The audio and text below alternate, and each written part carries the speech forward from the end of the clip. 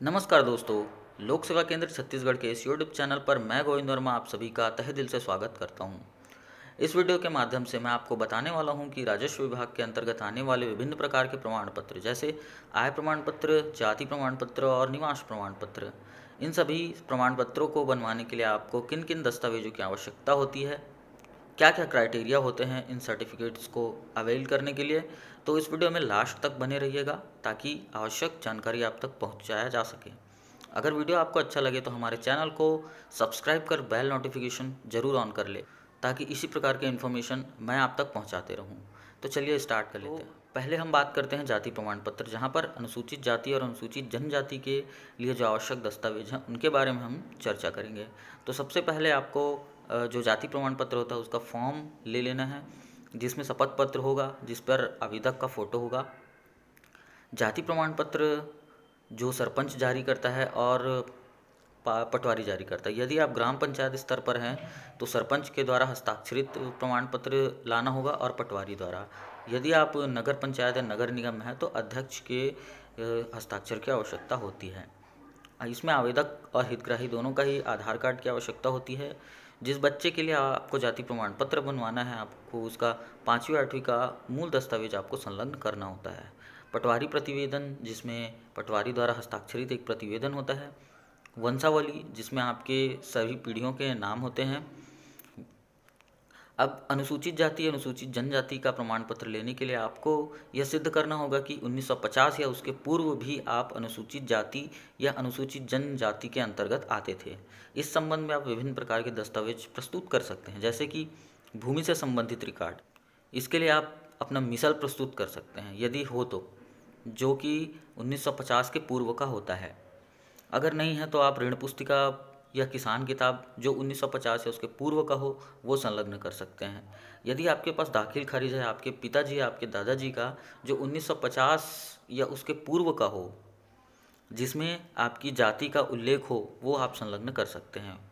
वंशावली मिलान के अनुसार समस्त दस्तावेज होना चाहिए, जैसे कि आप वंश वृक्ष में अपनी पीढ़ियों का नाम लिखेंगे, अपने दादा परदादा का, उनका रिकॉर्ड आपको संलग्न करना आवश्यक होगा। यदि जन्म प्रमाण पत्र आपके पास है तो उन्हें संलग्न करना आवश्यक होगा। आपके पिताजी का स्थायी जाति यदि बन चुका है तो आप उसे संलग्न कर सकते हैं। इससे स्थायी प्रमाण पत्र जारी होने में आसानी होती है।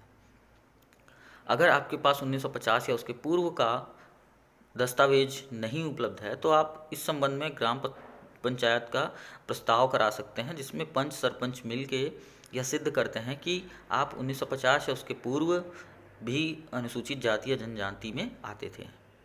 तो ये तो रही अनुसूचित जनजाति के लिए। अब बात कर लेते हैं अन्य पिछड़ा वर्ग प्रमाण पत्र। इसके लिए भी आपको एक फॉर्म आता है जिसमें शपथ पत्र होता है। प्रमाण पत्र के लिए पटवारी और सरपंच के हस्ताक्षर की आवश्यकता होती है।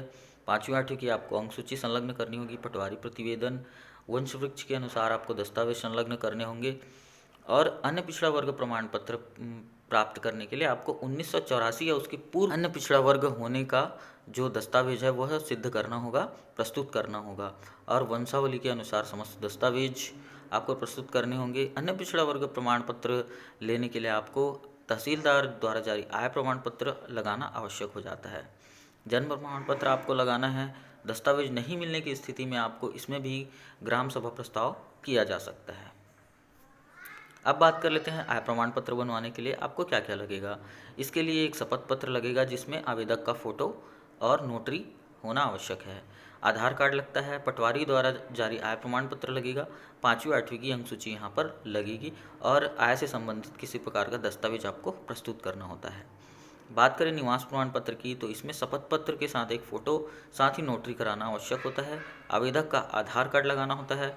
पटवारी प्रतिवेदन, यदि आपको किसी स्थान का निवास प्रमाण पत्र लेना है तो आपको यह सिद्ध करना होगा कि आप 15 वर्ष से वहां पर निवास करते हैं।